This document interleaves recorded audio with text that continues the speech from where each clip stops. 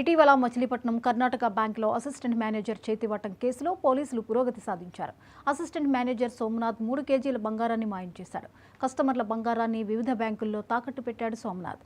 ఈ కేసులో గత నెల 31న సోమనాథ్ను అరెస్ట్ చేసి రిమాండ్కు తరలించారు. తాజాగా దాదాపు 2 కేజీల బంగారాన్ని రికవరీ చేసి బాధితులకు అప్పగించారు పోలీసులు.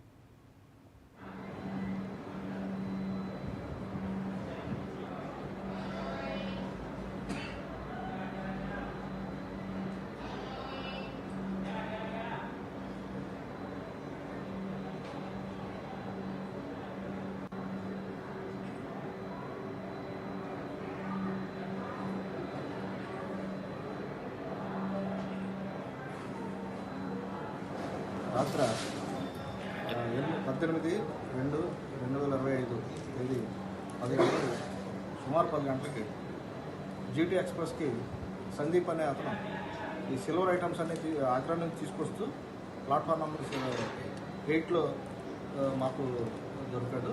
ఇతని దగ్గర బిల్స్ ఏమైనా ఉన్నాయని చెక్ చేస్తే బిల్స్ ఏమీ లేవు at the time of search. So మేము జిఎస్టీ వాళ్ళకి ఇమీడియట్గా మేము ఇన్ఫర్మేషన్ ఇస్తే వాళ్ళందరూ వచ్చారు. వాళ్ళందరూ కూడా ఈరోజు దీనికి ఏం డాక్యుమెంట్స్ ఉన్నాయి ఏంటనేది వెరిఫై చేయడానికి సెంట్రల్ జిఎస్టీ వాళ్ళకి అప్లికేషన్ జరుగుతుంది. రాత్రి 18/2/2025 తేదీ 10 గంటలకు సుమారు 10 గంటలకి జీటీ ఎక్స్ప్రెస్కి సందీప్ అనే అతను ఈ సిల్వర్ ఐటమ్స్ అన్ని ఆగ్రా నుంచి తీసుకొస్తూ ప్లాట్ఫామ్ నెంబర్ 8లో మాకు దొరికాడు. ఇతని దగ్గర బిల్స్ ఏమైనా ఉన్నాయని చెక్ చేస్తే బిల్స్ ఏమీ లేవు at the time of search. So మేము జిఎస్టీ వాళ్ళకి ఇమీడియట్గా మేము ఇన్ఫర్మేషన్ ఇస్తే వాళ్ళందరూ వచ్చారు. వాళ్ళందరూ కూడా ఈరోజు దీనికి ఏం డాక్యుమెంట్స్ ఉన్నాయి ఏంటనేది వెరిఫై చేయడానికి సెంట్రల్ జిఎస్టీ వాళ్ళకి అప్లికేషన్ జరుగుతుంది. నమస్కారం.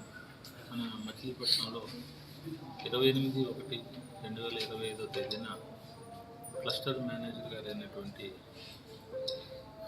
ఒక ఆయన వచ్చి కర్ణాటక బ్యాంకు ఫైనాన్స్ సంబంధించి ఈ Karnataka bank limited cluster manager గారు వారికి ఒకానొక బ్రాంచ్ అయినటువంటి మచిలీపట్నంలో ఆ యొక్క వెరిఫికేషన్లో చూసినట్లయితే కొంత గోల్డ్ మిస్ అవటం జరిగింది. దాని మీద వాళ్ళు ఇంటర్నల్ రివ్యూ చేసుకొని మాకు 28/1 తేదీన మాకు కంప్లైంట్ ఇచ్చారు.